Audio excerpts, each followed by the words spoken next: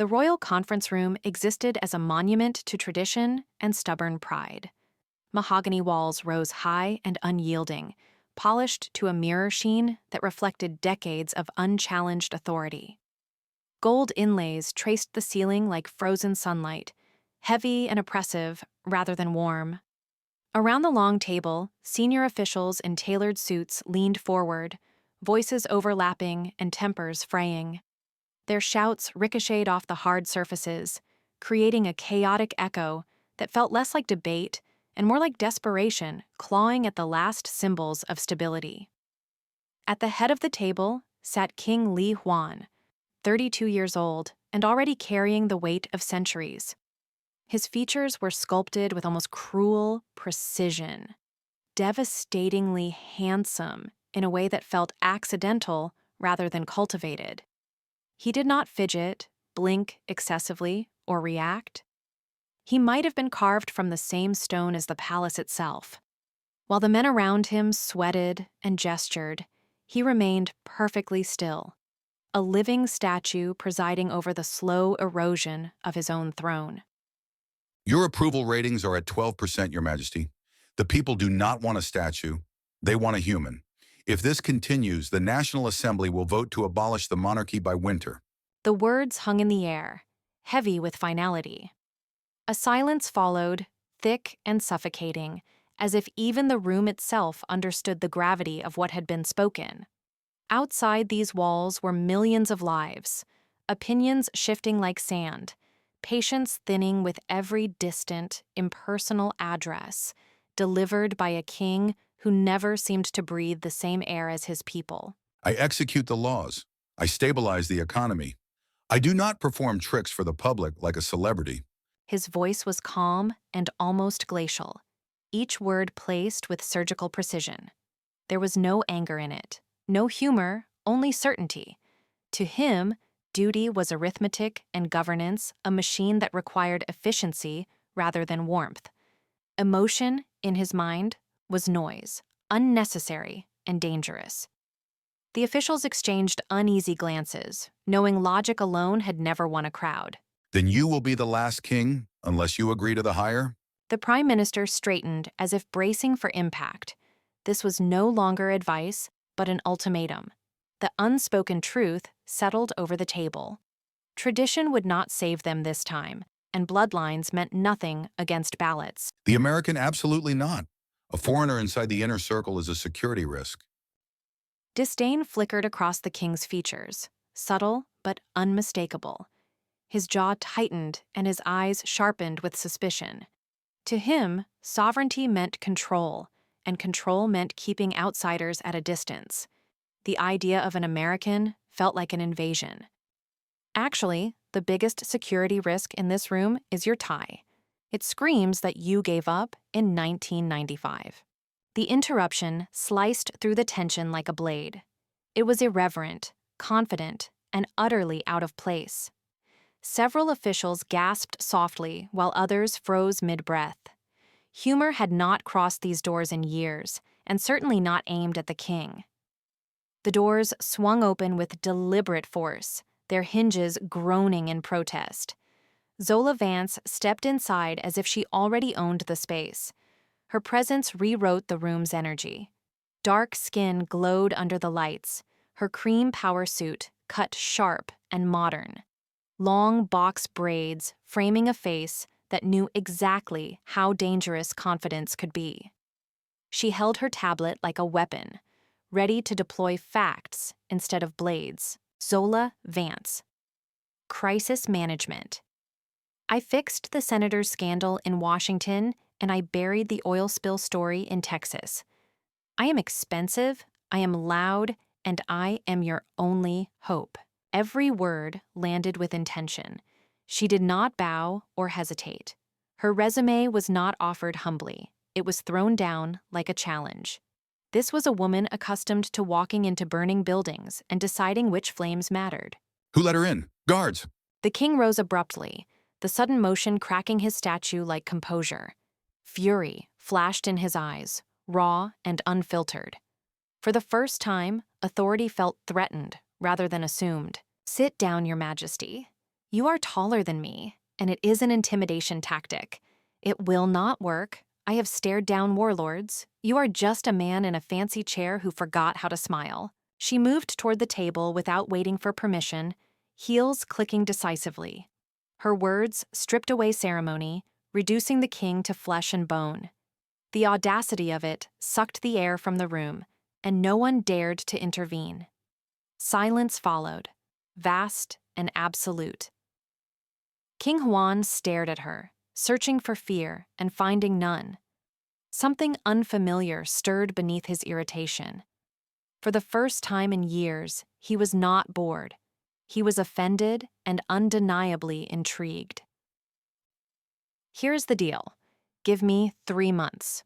I control your schedule, your wardrobe, and your public appearances. If I do not get your approval rating to 50%, I leave and you do not pay me a dime. If I succeed, you pay me triple. The proposal was ruthless in its simplicity, risk balanced perfectly against reward. She was betting on herself, on her instincts, and on her ability to reshape a man who had spent his life avoiding transformation. You think you can manage me, Ms. Vance? He leaned forward, his voice dropping low and dangerous, meant to remind her exactly who held power here. It was a challenge wrapped in a threat, centuries of monarchy pressing into a single question. I think managing you will be the easy part. Teaching you how to feel might take some work. Her smirk was effortless and fearless. In that moment, two immovable forces locked eyes across a table of gold and wood. The future of a crown and the slow awakening of a man hung precariously between them. Night pressed heavily against the tall windows of the king's private study. The city beyond reduced to distant lights and muted movement. Inside, the room glowed with controlled opulence, with dark wood shelves of historical volumes, medals encased in glass, and a desk so polished it reflected the tension. Silence ruled, broken only by the soft rustle of fabric and the sharp sound of silk striking wood. Zola moved through the space like a backstage dressing room, lifting expensive ties from a lacquered box, judging them, and tossing them into a growing reject pile. Each discarded tie landed like a quiet rebellion against tradition. Across the room, Hwon stood perfectly still, his posture rigid and his gaze tracking every motion with restrained intensity. That tie was a gift from the Emperor of Japan. His voice cut through the room with controlled warning, carrying history and diplomacy in a single sentence. Zola did not flinch and reached for the next tie, as if imperial gifts were no more sacred than outdated fashion. It makes you look sallow. Burn it. Listen, Hwon, can I call you Hwon? The audacity hung in the air. No one addressed him like this. Hwon's jaw tightened and his eyes sharpened as he measured how far she had crossed the line. No. The refusal was clipped and absolute. Zola's mouth curved in triumph, as though denial itself were permission. Great. Hwon. The problem is not your policy. It is your eyes. They are dead.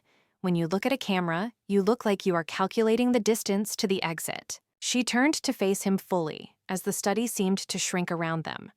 Hwon's reflection in the dark window stared back at him, controlled and untouchable, and for the first time, inadequate. I was raised to show no emotion. Emotion is leverage for enemies. This was doctrine drilled into bone and instinct, a childhood forged where silence meant survival and expression invited danger. Zola stopped moving and closed the distance deliberately, each step a violation of protocol. The air between them tightened with risk. Who hurt you? The question landed softly, but detonated within him. It was intimacy, raw and invasive. Excuse me? For the first time, his composure wavered, revealing confusion and reflexive anger. People do not build walls this high unless they are protecting something fragile. Your parents were assassinated when you were 10. You saw it. The room seemed to hold its breath as memory surged forward, vivid and unwelcome. That is classified. The words were sharp but hollow. Zola did not retreat, and her voice softened with relentless steadiness. It is Wikipedia. You froze your heart so it would not break again. But the people need to see the scar, Hwon. Vulnerability is not weakness. It is connection. She reached out and adjusted his collar, her knuckles brushing his neck and sending a brief, electric shock through them both. Hwon forgot to breathe as the world narrowed to sensation and his pulse thundered in his ears. Do not analyze me, Miss Vance. Just do your job. He pulled away abruptly, restoring distance and control, almost. This is my job, and your pulse just jumped to 110. Are you nervous? The challenge gleamed in her eyes as she found the fracture beneath the armor. Get out. The command echoed off the walls. Zola smiled, satisfied, knowing she had gotten under his skin and that no authority could undo it. The public market in Busan was alive in a way no palace hall ever could be. Salt hung thick in the air, clinging to skin and silk alike, while vendors shouted prices over one another, their voices roughened by years of wind and brine. Buckets of fish still twitched, silver scales flashing under the sun, and the ground was slick with melting ice and seawater. This chaos and closeness of ordinary lives was carefully chosen by Zola as a man of the people spectacle, designed to press the king into the rhythm of real life and let the cameras drink it in. Hwon moved through the narrow aisles with measured steps, shoulders stiff beneath his tailored suit, every muscle trained for ceremony rather than crowds. His smile appeared a heartbeat too late each time, practiced but not yet natural, as he accepted rough handshakes and shallow bows. Inside his ear, Zola's voice was calm and precise, a guiding thread keeping him from unraveling.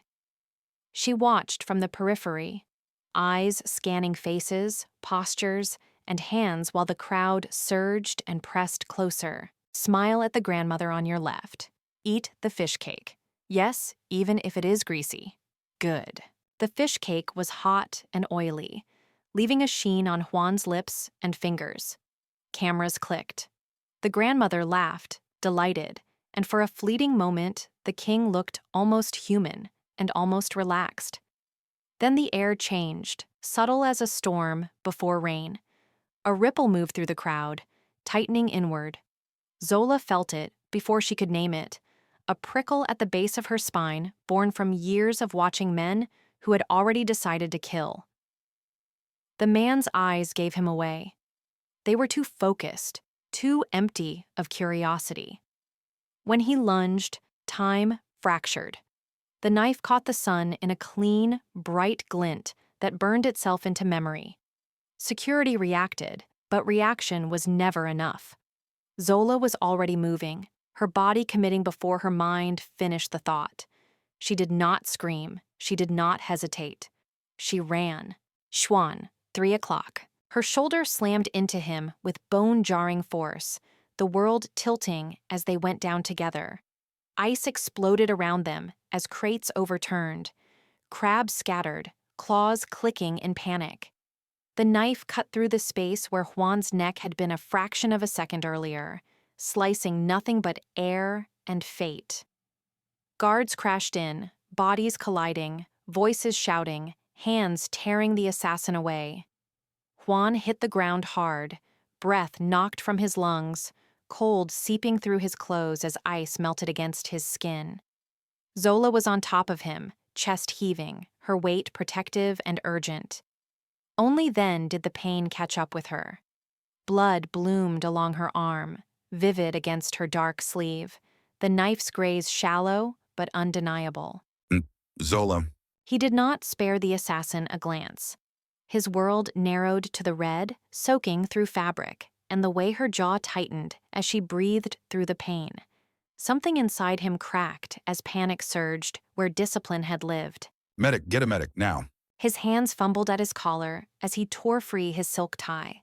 The expensive fabric was ruined without thought and wrapped tight around her arm in a desperate, imperfect bandage. His hands shook with each movement, betraying how close he had come to losing her. I think that counts as a successful public appearance. very dramatic. The attempt at humor cost her. Pain flickered across her face, despite the smile she forced into place. Around them, cameras hovered and voices shouted as the market struggled to breathe again. But Hwon heard none of it. Shut up, you foolish woman. Why did you jump? Clause 4 in my contract: protect the client's image. Dead kings have terrible approval ratings. Siwon stared at her and at the blood soaking into the silk that had once signified his office, and now proved her loyalty. Something inside him gave way completely. He pulled her against his chest, arms closing around her with a possessiveness he no longer hid. His face pressed into her hair as cameras flashed, and the smell of fish and ice filled the air, none of it mattering. Do not ever do that again. Because of a security breach that no one is yet willing to fully name, the king, and only those deemed absolutely essential, are extracted under cover of urgency and silence. Helicopter blades vanish into the storm, leaving behind questions that beat as hard as the rain. The villa that becomes their refuge clings to the edge of a cliff on Jeju Island, all sharp concrete lines and glass walls facing an unforgiving sea. Rain lashes against the structure in relentless sheets, and when the power flickers once, twice before dying entirely, the darkness feels deliberate, as if the night itself is testing them. Inside the living room, firelight becomes the only anchor against the storm. Flames curl and snap in the hearth, casting restless shadows over modern furniture that suddenly feels too fragile for what they have survived. The world has narrowed to two people. Hwon and Zola are alone, the distance between them measured not in steps, but in breaths. Outside, rain drums on the glass with obsessive persistence. Inside, Hwon mirrors it, returning again and again to the wound on Zola's skin, cleaning it with careful, almost punishing precision, as if attention itself might undo what already happened. His fingers are steady, but the focus is too intense to be merely professional. Each pass of the cloth is deliberate, slow, reverent. The firelight catches on the metal of medical tools, on the tension in his jaw, on the way he refuses to look anywhere but at the injury, as though looking at her face would cost him something he is no longer sure he can afford. The storm outside swells, wind howling like a warning that no one heeds. It will scar. The words land heavily between them, weighted with more than their literal meaning. He says it as a statement of fact, but beneath it lives apology, guilt, and an old, rigid sense of responsibility that has never loosened its grip on him. I like scars. They tell stories. This one says, "I saved a king," and her voice carries a quiet defiance, a refusal to let pain define the narrative. The fire crackles, throwing warm light across her face, and for a moment the rain seems to soften, as if listening. She does not pull away. She lets him see that she is unafraid of the mark, or of what it represents. It says the king failed to protect his own. He finishes the bandage with meticulous care, securing the final wrap as though sealing a vow. When he is done, he does not release her hand. His grip is firm, grounding, betraying a need he has not yet given words to. The air between them thickens, saturated with the metallic tang of fear survived, with adrenaline that has nowhere left to go. 3 weeks of proximity, restraint, and unspoken desire press in on them from all sides, demanding acknowledgement. You asked me once who hurt me. Zola stills completely. She does not interrupt, does not rush him. She simply waits, her silence a deliberate act of trust. The fire pops softly, and the rain resumes its furious rhythm, underscoring the gravity of what is about to be given. I watched my father die. He told me, do not cry. A king does not cry. I have not cried in 22 years. I thought if I let myself feel anything, the grief would drown me. The confession strips something raw and unarmored from him. Each word sounds as though it has been locked away, preserved in silence for decades. The boy he once was flickers briefly behind his eyes, standing beside a dying king, swallowing tears that were never allowed to fall. The firelight trembles, reflecting the truth he has carried alone for far too long. Zola's response comes gently. Her voice lowers, softened not by weakness, but by certainty. She meets his gaze fully, offering not pity, but recognition.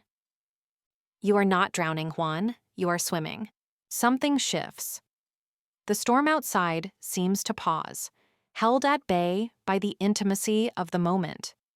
He breathes her name as though it is an invocation, something sacred he has only just learned how to speak. Zola. He leans in, closing the space with a decisiveness that borders on surrender. Every rule, every protocol drilled into him over a lifetime fractures under the weight of want and truth. I am breaking every rule in the protocol book right now. She answers without hesitation, the corner of her mouth lifting with quiet daring. I never read the book. The kiss is inevitable and explosive. It is not gentle or cautious. It is the collision of restraint finally abandoned, of a starving man tasting a feast he has denied himself for too long. Heat flares between them, urgent and consuming. He lifts her onto the table in one fluid motion, a vase toppling and shattering against the floor as thunder crashes outside. Rain hammers the villa anew, but inside, the storm has found its true center. It is them, unstoppable and undeniable. They return to Seoul as if returning to a familiar dream that had subtly curdled overnight. The city was the same: glass towers, ceremonial avenues, the low hum of power. But the air around the palace had shifted, thick with unspoken tension. Corridors once echoing with routine confidence now felt narrower, every footstep amplified. During official meetings, Hwon and Zola sat separated by protocol, yet bound by gravity. Their eyes met and fled, met again, carrying entire conversations in a second. Beneath polished conference tables, fingers brushed fabric, a fleeting touch that burned hotter precisely because it had to remain invisible. The Prime Minister noticed everything. He always did. Power had sharpened his instincts into something predatory. Somewhere between flights, briefings, and the illusion of control, he had learned the truth, not from confession, but from evidence. Photographs laid out like weapons, taken from a distance, stolen moments frozen in cruel clarity. Not explicit, not scandalous by themselves, but devastating in implication. Zola standing by a villa window, sunlight softening her silhouette. Hwon beside her, his guard lowered, his expression undone. In his eyes was not strategy, not monarchy, but love. And that, in politics, was unforgivable. The headlines detonated across screens before dawn, multiplying faster than denials could be formed. Push notifications screamed betrayal. Television anchors adopted solemn voices, barely masking glee. Newspapers resurrected language meant to wound. The words were not merely accusations. They were sentences passed by a public eager for blood. Zola's face was dissected, her past interrogated, her intentions rewritten by strangers. She became a caricature, a gold digger, a spy, a manipulator. In the comment sections, racism rotted openly, slurs stacking atop one another like bricks in a wall meant to crush her humanity. Inside the palace, the Prime Minister moved with surgical precision. He entered Hwon's office without waiting for permission, authority preceding him like a shadow. With a sharp motion, he threw a newspaper onto the desk. The sound was flat and final. Ink smeared across the polished surface, the headline screaming even in silence. She has to go. Now. You will issue a statement saying she was fired for professional misconduct. We will say she manipulated you. Hwon did not look at the paper. His gaze was fixed somewhere beyond the walls, as if searching for an exit no one else could see. His hands were steady when he spoke, but something inside him cracked. I will not lie. The Prime Minister's expression hardened, impatience calcifying into threat. He stepped closer, lowering his voice, every word chosen to wound where it would hurt most. Then you will abdicate. The council has already drafted the motion. A king cannot be compromised by a foreign commoner. Choose your majesty, the throne, or the girl. Elsewhere in the palace, far from council chambers and constitutional ultimatums, Zola folded clothes with mechanical calm. Each movement was precise and efficient, muscle memory honed by years of crisis management. She understood the pattern intimately. When a system is threatened, you isolate the infection. You cut the limb to save the body. The suitcase lay open like an answer she had known was coming. Still, her hands trembled when she reached the last drawer. The door flew open. Hwon stormed in, breath uneven, the mask of kingship shattered by urgency. The room seemed too small to contain what he carried inside him. Stop packing. Zola did not turn immediately. She pressed down on a folded jacket, as if anchoring herself, then finally faced him. Her eyes were already glassy, but her voice remained steady, professional to the last. Hwon, look at the polls. Your approval is dropping again. Not because you are cold, but because you are compromised. I am the crisis. The only solution is to remove me. He crossed the room in 2 strides, frustration radiating from him like heat. I do not care about the polls. She stepped closer too, meeting him not as a lover, but as the strategist who had always told him the truth, no matter how brutal. You do. You are the king. That is who you are. It is your identity. I will not let you throw away your legacy for a fling. The word hung between them, ugly and small. Hwon recoiled as if struck, then surged forward, his hands gripping her shoulders. The motion was not violent, but desperate, shaking her just enough to force her to meet his eyes. A fling? Is that what this is to you? Crisis management? The dam broke. Zola's composure collapsed in on itself, tears spilling freely for the first time since the storm began. They were silent tears at first, then shuddering breaths that betrayed how much she had been holding back. I love you enough to walk away. Please, Hwon, let me do my job one last time. Let me save you. She leaned in and pressed a kiss to his cheek, soft and restrained, the kind that carried more finality than passion. It was not a promise, but a farewell. Then she stepped back, picked up her suitcase, and walked past him. The door closed behind her with a muted click that echoed like a verdict. Hwon remained where she left him, standing alone in the room that suddenly felt like a gilded prison. Gold trim, high ceilings, the trappings of absolute power. None of it could fill the hollow she had carved out by leaving. The silence wrapped around him, heavy and absolute, louder than any crowd, any headline, any demand ever could be. The airport lounge hummed with a restless, impersonal energy that belonged to no one and everyone at once. Rolling suitcases whispered across polished floors, boarding announcements echoed in clipped, indifferent tones, and the smell of burnt coffee clung stubbornly to the air. Zola sat beneath the harsh glow of overhead lights, her carry-on at her feet, her life paused between destinations. Above her, a wall of television screens flickered, and on every one of them, the same live broadcast seized her attention and refused to let go. On the screen, the press room came into focus with merciless clarity. Cameras crowded together like predators, red lights blinking, lenses trained on a single figure stepping toward the podium. King Hwon moved with measured control, but exhaustion carved shadows beneath his eyes. His posture carried the weight of tradition, yet his gaze burned with something raw and unfiltered, as if years of restraint had finally cracked. I stand before you today to address the rumors regarding Miss Zola Vance. Zola's breath caught painfully in her chest, as though the air itself had turned solid. The lounge dissolved around her, replaced by a roaring silence that pressed against her ears. Her mind raced ahead, imagining inevitable condemnation and a voice severing her from his life to preserve the crown. The rumors say she manipulated me.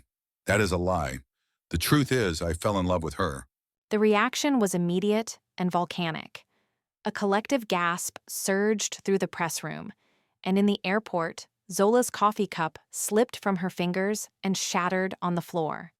Dark liquid splashed across her shoes, but she did not flinch as her world tilted under a confession she never dared to hope for. For my entire life, I have served the crown. I gave you my childhood, my silence, my obedience, but you asked for a human king, and a human cannot lead without a heart. Zola Vance gave me my heart back. As his words settled, time seemed to slow. Hwon raised his hand to his chest, unfastened the royal pin with careful reverence, and placed it on the podium. The small metallic sound echoed louder than any shout as a symbol laid bare for the world to judge. If this country cannot accept the woman I love because of her nationality or the color of her skin, then I am not the king you need. Effective immediately, I abdicate the throne. Chaos erupted as reporters surged forward, and the press room fractured into noise and motion. On the screen, security scrambled while history rewrote itself in real time. In the airport lounge, Zola stared through tears streaming down her face, her heart pounding violently. "You idiot, you beautiful idiot." The boarding call sounded faintly in the distance, a final attempt by the ordinary world to reclaim her. Zola surged to her feet and ran, abandoning her bag, her ticket, and her plans. She ran out of the airport and into the unknown, driven by a love powerful enough to make a king step down and a woman chase destiny without looking back. The observation deck of Namsan Tower was suspended between earth and sky, wrapped in the slow-burning colors of sunset. Below, Seoul stretched endlessly, a living organism of glass, steel, and memory. This city once moved at Hwon's command, every avenue and institution shaped by his signature. Now it simply existed before him, indifferent and free. He stood alone in a simple coat, the fabric stirring lightly in the evening wind. There was no crown, no aids, no weight pressing his spine straight. For the first time, his posture was relaxed, not with defeat, but with release. He breathed as a man, not a monarch. You know, that was terrible crisis management. The voice cut through the open air, sharp and familiar, echoing slightly against the glass and steel. Hwon turned, the motion unhurried, as if the world no longer demanded urgency from him. Zola stood several steps behind, hands braced on her knees, breath uneven from the climb and from everything unsaid. The wind tugged at her hair as the city lights began to blink awake behind her. She looked exactly as she always had in moments of chaos, alive, defiant, already calculating consequences even as her heart raced. "You quit? You literally quit being king? Do you know how hard it is to update a resume with former monarch?" A smile broke across Hwon's face before he could stop it. It was not the rehearsed expression once perfected for cameras and summits, but something softer and private. He took a few steps toward her, the distance between them shrinking with each footfall. The city hum faded into background noise, replaced by the quiet certainty that this moment, this confrontation, was the truest ceremony he had ever attended. I have other skills. I speak 5 languages. I am good at giving orders, and I make excellent coffee now. Zola straightened, crossing her arms as if to anchor herself against the magnitude of what he had done. Her eyes searched his face, looking for doubt, for regret, for the cracks where fear might still live. Instead, she found calm. Not emptiness, but choice. It unsettled her more than panic ever could. You gave up a kingdom. Hwon lifted his hands slowly and deliberately, as if afraid the moment might shatter. His palms cradled her face, thumbs resting just beneath her eyes. The gesture was intimate in a place built for spectacle. The wind carried the scent of the city upward as the sun dipped lower, bathing them in gold that felt almost ceremonial. I was living in a prison, Zola. You were the key. I did not give up anything. I traded a crown of gold for a life of freedom. With you. For a heartbeat, Zola said nothing. The strategist in her ran simulations she could not stop. Headlines, fallout, reputations, damage control. Beneath all of it stood the undeniable truth inches from her, a man who chose her without hesitation. The city watched in silence as history quietly changed shape. I am going to have to work so hard to spin this. Hwon laughed softly, the sound carried away by the wind before it could echo. His forehead rested briefly against hers, a gesture so human it felt almost rebellious after a lifetime of formality. Forget the spin. Just kiss me. She did. The kiss was unpolished and real, framed by a sky dissolving into purple and gold. Below them, Seoul glowed as night claimed it, unaware that its former king had just rewritten the definition of victory. The sun disappeared completely, leaving only afterlight and the quiet certainty of a choice made. The history books will say King Lee Hwon lost his throne in the great scandal of 2026. They will analyze causes and consequences, debate responsibility, and assign blame. But if you ask him, he will tell you it was the year he finally won. Not power, not legacy, but himself. 1 year later, the world looked different, not because it changed, but because they did. A modern apartment in New York hummed with ordinary life, morning light through wide windows, coffee cups left on countertops, and shared silence that needed no ceremony. Hwon stood at the front of a university classroom, chalk dust on his sleeves, guiding students through the mechanics of power he once embodied. Across the city, Zola moved effortlessly through glass-walled offices, her name now synonymous with global strategy, her authority earned, not inherited. In Central Park, they walked hand in hand beneath open sky. No bodyguards, no protocol, just two people choosing each other every day. I once thought power was silence. Now I know power is choosing who you love and letting the world burn if they do not like it.